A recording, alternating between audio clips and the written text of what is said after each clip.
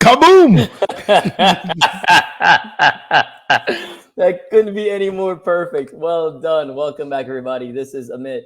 And Dominic. And I meant to say welcome back to another episode of the AIB show. Obviously, as we just kicked off there, Dominic decided were you playing YouTube videos? What were you playing there? Was that the news broadcast from SportsCenter or something like that? Yeah, an old memory on Facebook. Yeah, so we're here now. Dominic just signed on a couple seconds ago, and we were discussing the fact that he said he's exhausted, but he's also figured out a life hack. And I don't know how those go together, because normally if you figure out a life hack, you should be less exhausted. No, how about this? I've improved or done the right hack. So, Amit and I watch a lot of TV, listen to a lot of podcasts, but not in the traditional sense. Like many people have to sit down on the couch in front of their TV. I don't know why you're looking at me like that. No, I'm listening. Right? I'm listening. You'll sometimes have it on the side, depending on the show. It depends on the show. They're doing some work. Yeah, but anything. I don't know if you're as extreme as me. I do it on my phone. Like if I'm washing dishes for 3 minutes, I'll watch. I'm not that guy. Whatever show I'm watching, or doing some laundry, anything like that. Occasionally in the shower, kind of catch it up, have the phone up there. I'm sorry, were you watching the shower, Doug? For real? Yeah. Problem is the sound isn't that great. Oh no, I have an in-shower speaker. You gotta get one of these things. I should, especially because of my music. I usually do music in the shower. I do podcasts in the shower. I got little things stuck up on the wall. Totally worth it. I did a new strategy last night. Was watching Stranger Things with my wife and son, and decided, usually when I watch TV, I'll do some work, some research. I decided to prepare all my emails to be sent the next day. It's like the greatest feeling. Yeah, and now during the day when I work, I can use it for more productive things instead of the mundane stuff like emails. Because my emails a lot of times are just like, "Hi, send this." It's like I got to research something. I got to, put details in there. So like that kind of mundane work can be done whilst watching TV. And then when I'm trying to be more productive during the day itself, I'm not wasting time sending emails all day. No, hey, makes big brain move. I mean, the fact that it took you this long to realize, it did take me. You'd be like, hold up, I can do this. No, but I woke up with. Aren't you the guy with the 5 P's? Prior preparation prevents performance. Yeah, I woke up. Yeah, prior preparation prevents poor performance. Correct. So I usually use that to prepare for whatever I'm doing the next day. But now with the emails, I woke up with 24 emails to send, and I'd say 20 of them were pretty damn important. And I was able to just, 9:30, 10ish, I just started sending them off. Okay, hold up. Let me add to your hack, because apparently you're still a child. Oh yeah, here. I know you can schedule them. Thank you. I was just gonna say, schedule a damn email, son, while you draft it. Why are you hitting send in the morning like an idiot? No lie. Part of tonight's work is the YouTube how to do that on Outlook. You got to be joking me, Dad. So it's annoying because I have to write down the person's name, save it as a draft, and then I have a to-do list. Like you can see here, where'd it go? I don't have it with me. And then I'll go down, like say it's send them in an email. I'll have a column with an E under it, Amit. So then I search in my Outlook in my drafts, Amit, and then I hit send, and I gotta go find the next person. Oh my God, that is so. It's like you found a to your point, you found a hack. You found a better way to do things. You in essence do it ahead of time, and then you made it even worse by then not scheduling it. So now you're gonna do double the work. Yeah, bro. I mean. That's like in essence, you took a half a step forward. Take the full step forward, one next step time. back.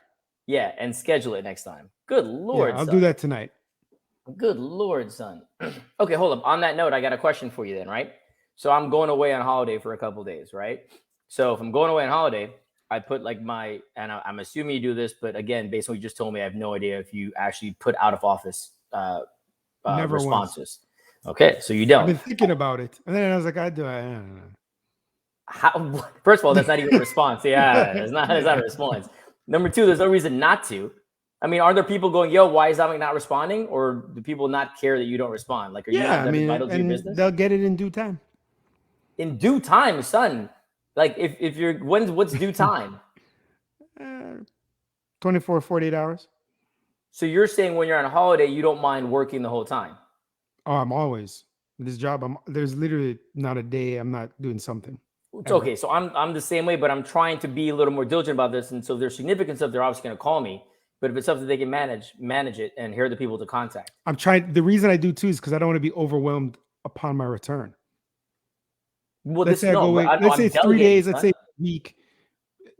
It would be insane the amount of stuff I have to do when I get back. Yeah, but that's why I'm delegating, son. Like, I'm not just like, yo, I'm just gonna take the burden for this. I'm delegating stuff to other people so they can assist while I'm away. So I'm not doing it when they're back. I mean, it's just called proper management of time, my dude. No, these aren't things I can delegate. So I'll come back and I'll have hundreds of things. Your research email you can't delegate to an assistant or somebody, not necessarily assistant, anybody, you're a peer? No. Because unless it's something critical that, like with a payment or something, but other than that, no, it's all on me. So that's why you carry your laptop on the beach with your jeans, whatever else. Yes, lastly, Amit is making fun of a picture from social media where I'm in jeans on a beach. Yeah, because he's an rocking idiot. A laptop bag. Yes, for no reason at all. This exact, literally, so my wife was at this place visiting friends, and I told her I didn't think I was going to go because I want. Huh? She's at this place visiting friends. Yes, I don't know why you're so cryptic, but we'll continue. Sorry. I'm going to keep this game. And I told her, it's not that I have anything to do now, but I'm not sure I'm going to go because I'm going to be just burdened with work if I don't. Mm-hmm. You know, that's kind of. Gotcha. All right. So then, so back to my question, right? So if I'm going on a holiday right now, right? So on my out of office, right? For this particular situation, Amit's gone from Friday, and I'm returning to the office on Thursday. So then there's the out of office read. So I put the dates. I go, hey, is it technically Friday to Wednesday? Is that the holiday? No, you're back when? If I'm back Thursday. Yeah. So do I write? No, you just say I'll be back in office. I'll be back on Thursday. So that's what I'm doing now. But that seems kind of. I figure if I just put out of office Friday to Wednesday, that would reason to believe that Wednesday is also a day that I'm not there. But I feel that gets misconstrued a lot of times, and people assume that the Wednesday's the day you're back in the office. So I don't know how to play that game. So if I put him out of office Friday to Wednesday, you're going to assume I'm back on Wednesday? I'm not, but some people would. But if I'm including Friday as a start of it, and then by default, the last day would be the day that I'm also including. It's also like when you tell people I'm available anytime until 3. Right, and I occasionally get like an invite at 3, and I'm like, no, until 3. No, I'm with you there, people. Yeah, or even more. Anytime, if I say anytime after X, I never get the invite at X. Conversely, anytime after 3, I've never got an invite at 3.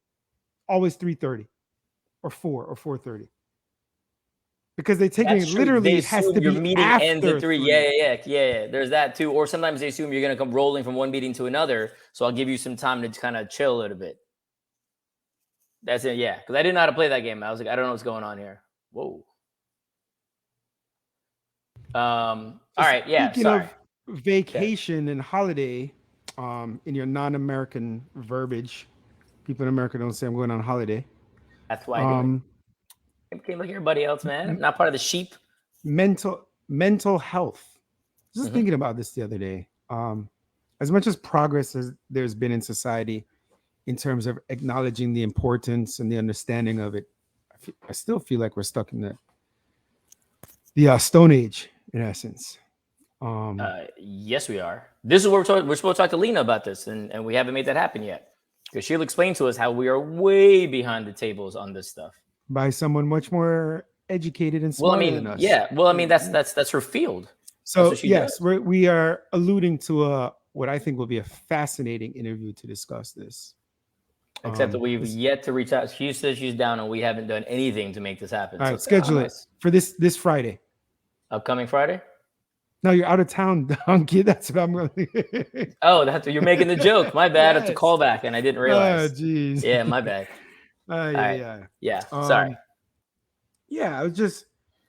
I don't know. There's a lot to dig into. You know, there's the interesting, the non-white stigma and the non-American stigma, I'd say, of therapy, where I think it's more normalized within the white community and the white American community, as opposed to foreign communities and darker pigmented communities, where it's, I mean, shit. Just I would look at Jamaica. Yeah, but okay, so I don't know if that's truly a cultural thing versus a first world, third world dynamic. I think Because I would I assume think if because you go to the UK or someplace that's a little more that, no, and you but go you to like see London and stuff. first world, third world here in America, in the Black community, it's a huge stigma. No, I'm with you there. Okay, but within there's an additional subculture. Okay, I'll go a step further. I would say it's a haves versus have-nots. You mean Yeah. economic? Yes. Financial haves and have-nots. Because I think the assumption there, not the assumption, right? It's one of these things where it's like, and I'll put myself in this situation. When there were things that, dumb stuff, right? Forget mental, even regular physical aid. Hey, you should really go see a physical therapist because X, Y, and Z hurts. When I had the money, that wasn't happening. When it had, Yeah, I right, mean, if you in my had the football league, wealth, there's you go kids do stuff. who get hurt and they like tear tough it out. They're just Yeah, not rub going to some the dirt on doctor or it. anything. Yeah, Right. So I think that same thought process but continues it's the to the mockery. It's mental. I think you were not even getting to that point. There's a mockery and a looking down upon before you even acknowledge or realize the cost. I don't think, because in my opinion, I don't think the masses realize the cost. No, I That's agree with you another there. thing that, there's a significant cost to this, which often isn't covered by people's insurance, especially when so many people in this country don't have insurance, let alone insurance that would cover it, and then let alone insurance that will cover it for a variety of reasons. Certain insurances only cover it for certain needs or wants. And I just think there's so many of us out there, just people in society that are literally on the brink and anything can cause them to snap, and they're not even aware of this. Okay, so I'll ask you: have you ever had therapy? I have. Are you still in therapy? No. Because I have, and I'm not I in foresee therapy. a day again. Yeah. Was it beneficial? Yeah, I would think so. Yeah, So definitely. mine, I don't know if mine is beneficial or not. Meaning the same issues that I had then, I still have now. With that being said, maybe that just means I need more therapy, right? which is Or it was the wrong pretty logical. therapist. Okay, that's the other part of it too, I think right? there's a lot of that also, But how does where one know right from wrong? Like, how does one know that the therapist you're seeing is the appropriate person for them? Like, you only know that until you've gone on the path a fair amount, true. I think a right? lot of it too, depending on what one may recognize and think their issue or issues is, and then having the confidence to talk to friends or associates or family members who may be in that same realm, or have colleagues or friends or family members who have those same thoughts, issues, anxiety, things they want to get off and discuss. That's how you get the recommendations to hopefully get to someone who we would deem as good. And then once in So, there, yeah, I don't know. Once you're in there, it kind of, maybe you need a third party outlook. Maybe when you have therapy, again, if you have a confidant, whether it's a loved one or a friend or anything, to talk to them about what's going on, someone else who's been in therapy, get their opinion about what you're being told, what your experience is that in line with something they've been happy with in the past. It's pretty complicated, yes, because it's all no, new that's what I'm too. saying, right? It's like, hey, if you want therapy, now I got to go through a situation where I have to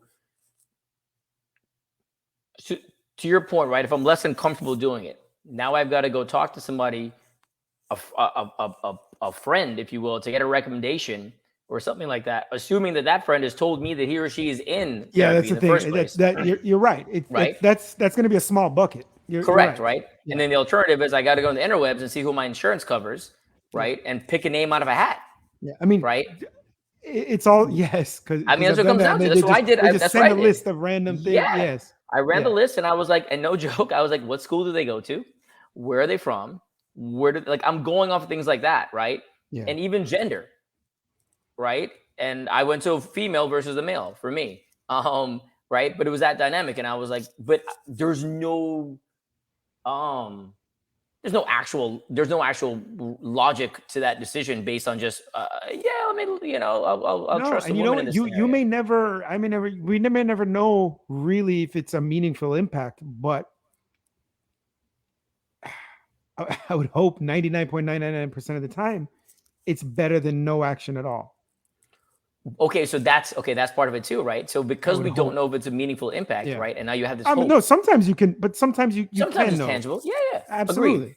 In my You situation can where it's not imagine anxiety, having fears of certain situations and having correct. coping mechanisms, or just whether it's relationship issues or familial issues, or I don't know what, just No, but I think so if you've got a like anxiety or something like that, something that's something that you could see the benefit, you could see results, right? Like if you went down saw somebody, you could see some results, in the way you live your life. If you have quote unquote moderate dynamics, right? Things that aren't as, hey, I need to fix this, but it's more general, right? To your point, you may never know if there is a solution there as well, right? And that's, I think, is one of the other barriers to entry. It's like, hold up, man, I'm paying all this money and I don't know if I'm ever going to feel anything or validate. Like there's no validation of whether or not he or she being the therapist, has done me any justice, or whether or not I've given enough to them for them to do me justice. You know what I'm saying? Like there's no way to kind of say like, hey, was this money well spent? And the only way, and you hear people, and that's another reason why I think, which is another reason why I haven't gone back, right? Not that she was a bad person or whatever. I just don't know if I got any value out of it beyond my pocketbook getting smaller. Well, how about this? Look at it as like a gym membership, right? No, I see the benefits there. No. But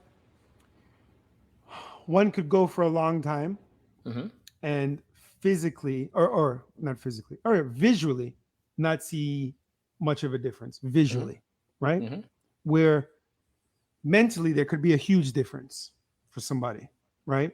Okay. Where they recognize it or not, meaning better sleep, less stress levels, better social interaction with people, all the benefits of being around a gym, right? And then health-wise, there could be benefits they're not even recognizing, whether it's, lower cholesterol, lower risk of X, just certain benefits of moving the body that they may not recognize in the long run. And again, you mean in the short run, but either way. In the short run. And those could be tangible things we aren't actually able to measure. And for some, that's the hope. Obviously, listen, kind of the visual aspect is like the icing on the cake. Yeah. Right. And for some, it's the most important thing. But for others, it's the whole package. And you kind of hope just by doing it every single day or 5 days, whatever your routine is every week, that over time this compounds and help. And that's a significant cost. And also it's time. It's your time that you're deciding to dedicate to something positive to your life. True. Mind you could be going to some place and doing horrible movements and not realizing you're damaging your body. And that's the other part too, right? You went to some some cheese tricks trainer who's like, yo, this guy's about to break my back. When my wife first did CrossFit ever, I had never done it. And she told me, she went in there and I was like, because all I heard were all these rumors and how bad it is. So I was really mad that she was going. And she went and I said, how was it? And she said, yeah, they just gave me this and gave me a barbell and told me to do this. And I was like, it's exactly why I hate CrossFit. This is before I knew anything. Because I thought every single CrossFit box, the gym was the same. Was that. I was very ignorant. I thought they just say do this, do on your own. I'm like, that's how you're gonna hurt yourself. It's true. No, it's that. So I mean, we look at people, like athlete, like Kyrie, right?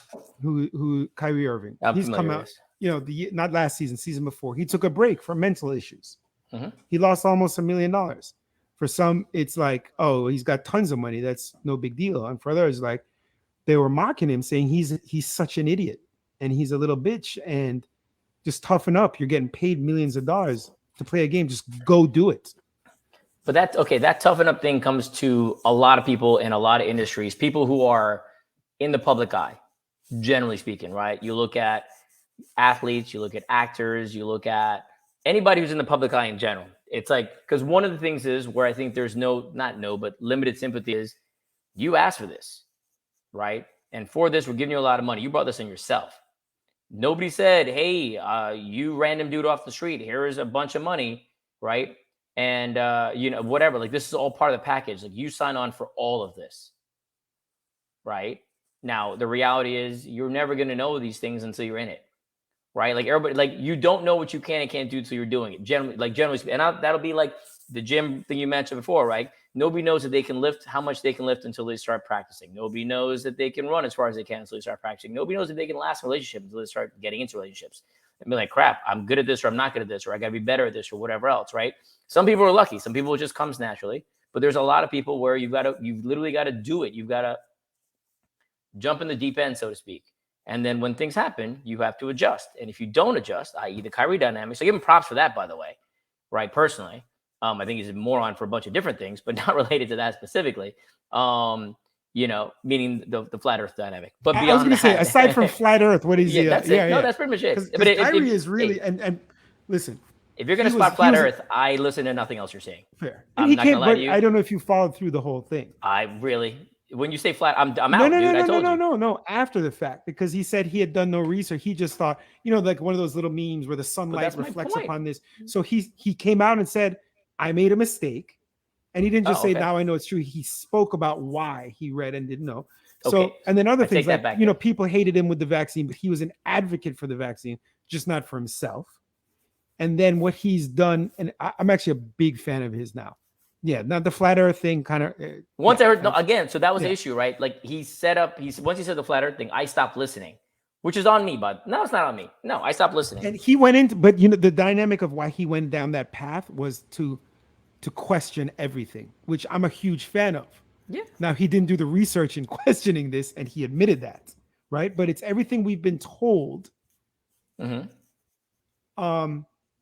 A lot of it should be questioned. No, I can give you that. Totally give you that. I agree with you completely. We've questioned a lot of stuff on this show itself, so I totally understand what you're saying. That's where we're at. But where I think also with this whole mental health and anything, what we're doing with dynamic of children is we do it in our friend groups and all our chats. I mean, crap. Can you imagine us going to some of our friends and saying like we need mental health help and things like that? So, the stigmatism of toughen up, be a man, don't be a female genitalia, don't be a little bitch, like as if women aren't tough, as if women haven't endured like every single day. But they're outside of the, especially moms, but even non-moms, just women in general, the strength they have to live in a man's world, because that's what they do. They live in, and we mock them. It's an interesting dynamic. No. So I'm with you there completely in regards to the terms we use to belittle anybody who's going through. And I'm guilty. I'm not pretending to be holier than thou or anything. I know you are guilty. I am holier than thou. No, I'm just like in general. The point is like, but I'm not even talking about the terminology, which and if it's obviously that's just it's pretty ridiculous. We're here. We're still discussing things like that to this day, but. Independent of terminology, I think that there is still there's a fear. Now, the other part of it is people don't want to know. You don't know what you don't know kind of thing, right? Ignorance is bliss to many dynamics, right? If I don't go through therapy and go through things like that, I may never know, right? But I may assume everything's, and I'm going to assume that everything's good to go. Like, I'm not going to find out that, hey, I've got, daddy issues or mommy issues or whatever. You know what I'm saying? Like, I don't know. And I'm going to just kind of bottle it up and hopefully it never comes to surface and we're good to go. Right? Because their parents did that probably, and their parents before them, and so on and so forth. That's the way it's always been. So, and then it's always been done like that. This new individual in the family who's trying to change things, they're crazy or weird. Like, why do you need to do that? Not realizing the negative ramifications of bottling it up for years, decades, and generations within a family. So you're saying I shouldn't do that anymore? No.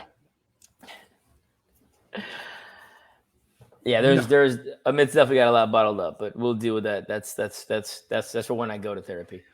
On an interesting thing that I don't think you heard this, and I think you'll get a little chuckle out of this. Mm-hmm. A Brooklyn pastor last week was doing a live stream. Okay. And they had like 20 people in wherever the little church is, and he was robbed live on the live stream. Of over $1 million worth of jewelry he had on his person.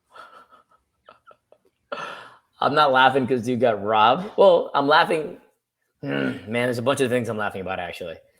It's how did homie was he independently wealthy and became a pastor? Or I don't know. I don't know. I don't want to assume. I would. You know what? I'm so much better with it. I'm completely fine if that's the case. Completely. That's fine. That just sucks. I didn't think about that. You're completely fine if he got robbed and he was wealthy? No, not that he got robbed. No, I feel bad for him. But if it's like these people who are raising money through the church and... No, that's what I'm saying. If it's that part and he got it taken from him, I find that comedic. Yeah. And I could be wrong. I can't fathom that some guy live streaming in Brooklyn is stealing all this money from his whatever you call them, parishioners or whatever those people are. but maybe.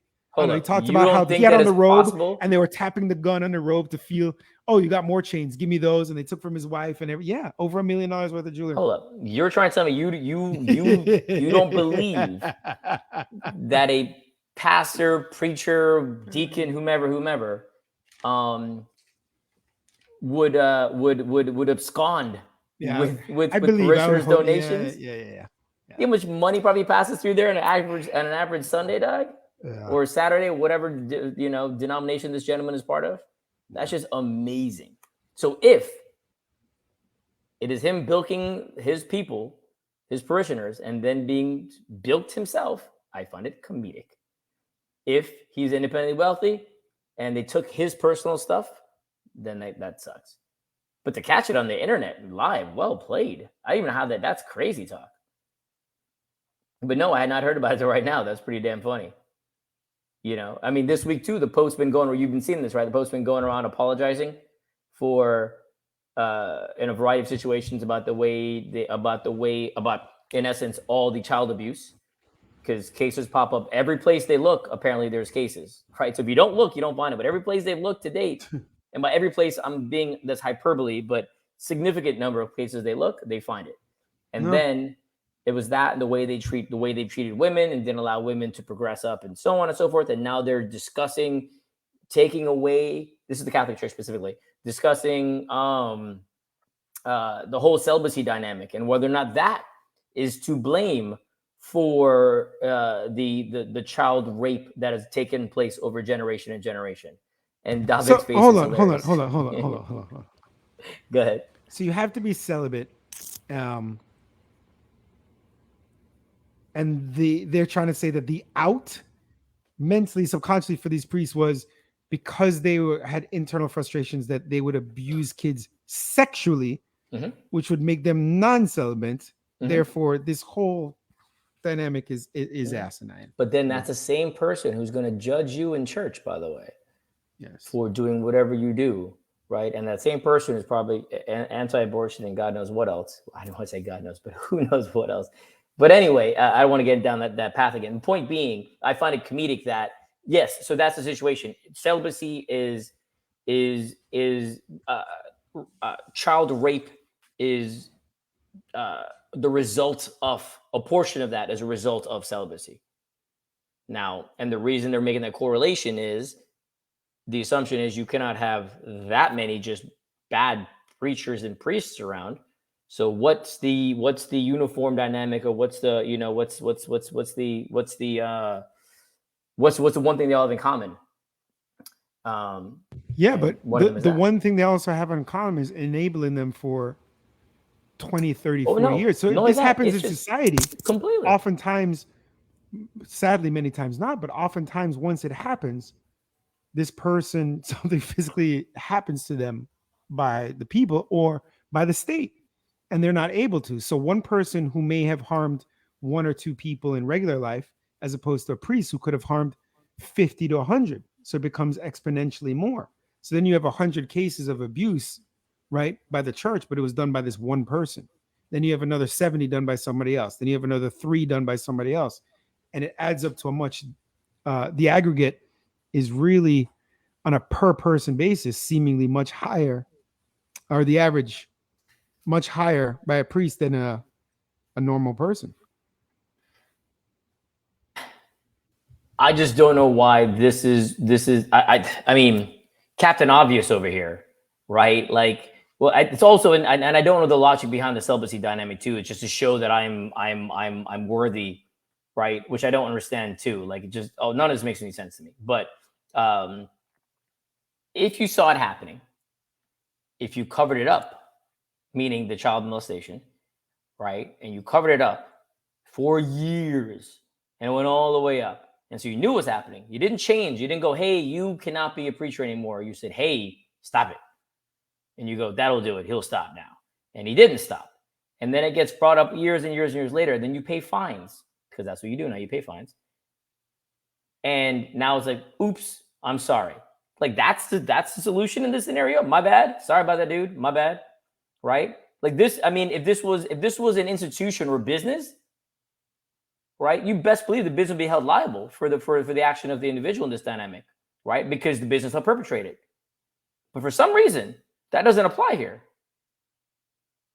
Beyond financial penalty, right? Not shut the business down, but financial penalty. But I've gotten to a dark topic. What else you got? That's a little livelier. You got anything that's funnier? Sorry, everybody. Speaking we started of off jovial. Dark topic. You know that if aliens, do you believe in aliens? Other life form outside this planet? Yeah, I mean, I'm not close-minded to it. What do you mean? Yeah, I mean, no, I'm isn't not that saying, kind of a yes or no? No, it is. I'm open to it. I honestly give it negligible thought. I love the if you had to make a guess right now, and you would win $1 million if you're right, what are you guessing? Yes, I would more likely than not. Yes. Okay. What if I told you if you'd win? Well, forget that. Anyway, I can't fathom how there isn't, based on the exponential nature of their universe and everything. But do you know if there are aliens, millions of light years away, looking at us? If they have the same technology as us. Well, the same technology as us, they're not seeing us. Or if the same technology as us, they also go, are there aliens out there? Yeah, so they're asking the same question in their podcast. Better technology, but evidently nothing moves faster than the speed of light, right? So you know what they would see? They could see on Earth? See dinosaurs. Oh yeah, based on the whole. Pretty wild, right? Based on the whole telescope. So it's like, oh, maybe we'll go visit this Earth. Oh no, we're not going to Earth. You got some bad that planet. Let me slow down the situation. Then I think about it that way too. Yeah, they're thinking a whole different way. No, we're not. Earth. No, we're not going to Earth, man. That's crazy. That's crazy to think about it that way. That is crazy. And then if you think about it, based on our technology, we always joke about and say there's possible, alien sightings on Earth and things of that nature. And higher odds that they can see us even more present than actual be here. See, but I don't understand. Like, we can't see them, so why are the odds higher for them? Like, why do we assume that they're smarter than we are? No, they may not be. I'm not assuming. No, that's what I'm saying. But you said that they could see us versus be here. Like in essence, we're giving them credit, them being whoever these aliens are, wherever they are, right? That they are, like, the assumption always is that the aliens are superior to us by way of they've got flying saucers and they can, et cetera, et cetera, et cetera. But I don't know. I mean, based on the fact, like, I don't get I don't understand why the assumption is that they're better than we are. Because they could literally be like a few planets away, and have no idea that we're here, and vice versa, because we're not looking at planet X, right? We're not looking at Jupiter at that level. We're focused on Mars, and we're focused on the moon. You know what I'm saying? And they're focused on Saturn, and they're not focused on us. So they have no idea what we're doing, and vice versa. I was trying to remember the order in which the planets went down. I was like, oh, did I get that right? But I did. But yes, why do we assume they're smarter? We don't. We do. Every movie has them killing us. Well, we beat them in the end, but their technology is superior, but we've got moxie, and that's how we win in the end with their technology. True. 60 seconds. I'll be back. Talk to your next subject. Are you serious? Yes. This guy just literally up and leaving right now. I don't even know. I don't know how to play this game. This guy literally just up and left from the camera right now. So now I'm talking here by myself, which is very, very awkward. I guess it's me counted as therapy. So let me tell you what's going on in my brain. Actually, there's not much going on in there, but it is very awkward to be doing this by myself in a silent fashion when there's nobody to kind of bounce ideas off of. Although I'm just realizing that Dominic has a dog crate in his office or wherever he's sitting, and 2 things on the wall. And also he's wearing a white t-shirt. Normally he wears a black t-shirt because black is slimming and he's a little on the chunkier side. He'll attest to that as well. But and he's back. You can listen to that at leisure, Dominic, and see whether or not I was appropriate in my comments about you.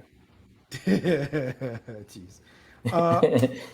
You see Congressman Glen Thompson attended his gay son's wedding. Yeah, that dude. Last week? But this was days after. Yeah, after he voted no. Voted against a bill to protect same-sex marriage.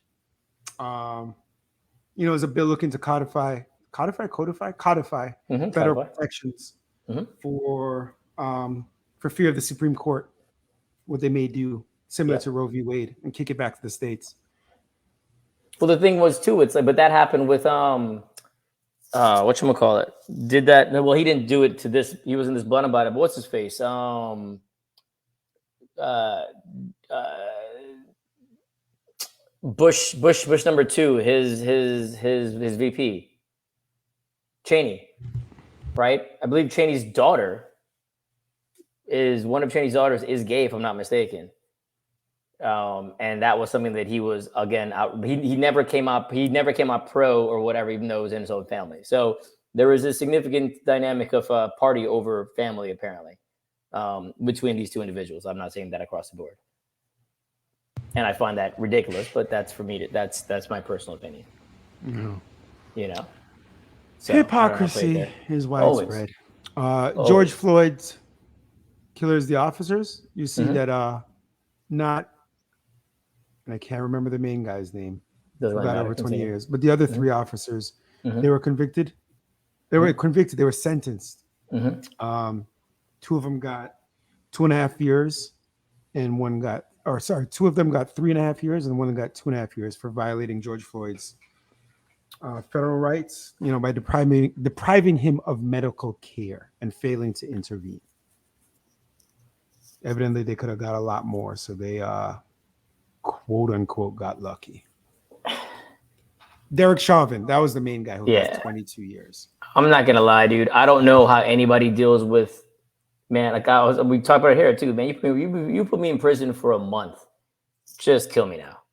Like, I mean, bro, like there's things that I'm not built for. That's one. I'm not. Just kill me now. Just do that, right? Like that's why I'm like, hey, I'll tell you, you can kill me. Just make it happen. I'm good, right?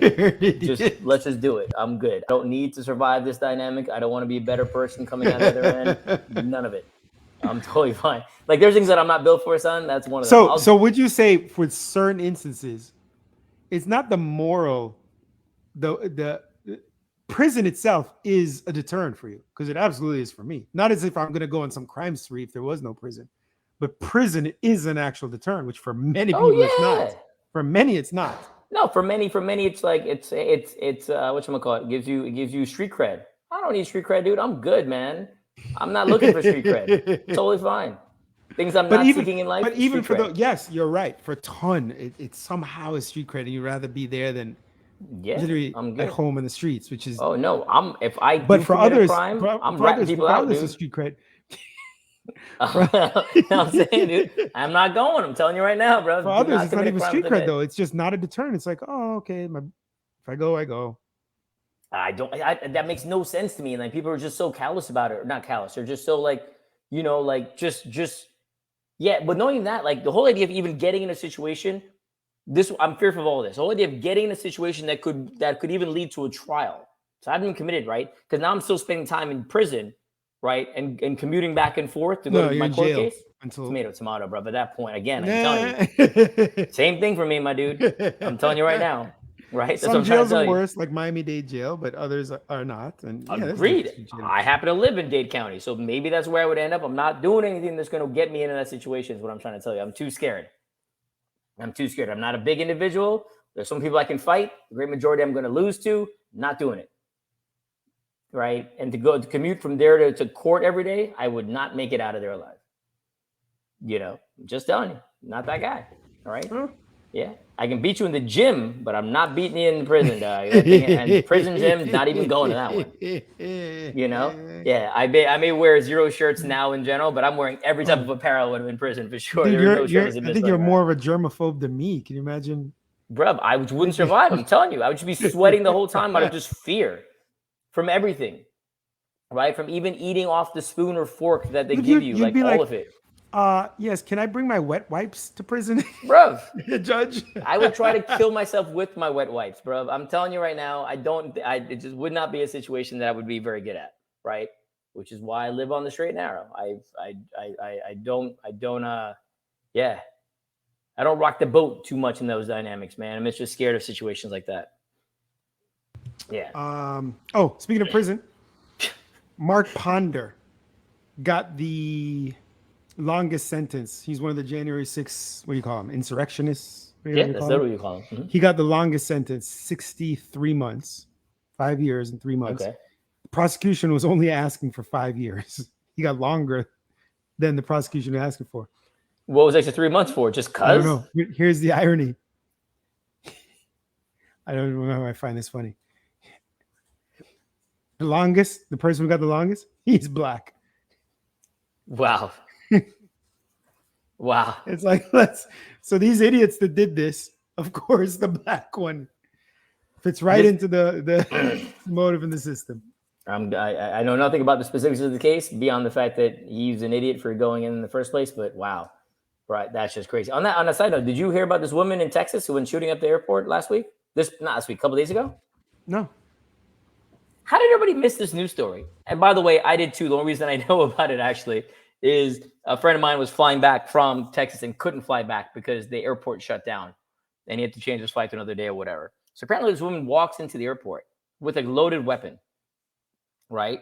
And shoots a bunch of rounds in the air. And I'm paraphrasing because this is what he was telling, what the stories I've been told, and I really didn't care enough to read about it.